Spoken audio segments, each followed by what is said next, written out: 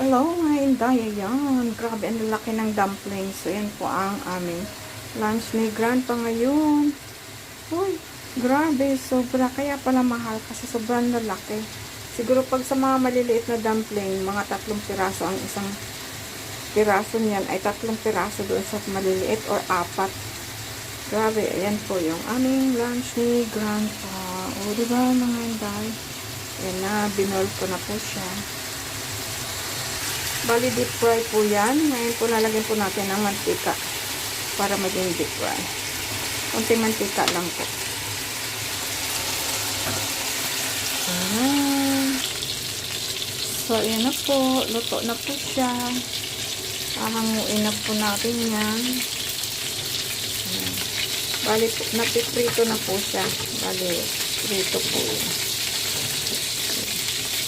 Okay na po yan kasi pinakulo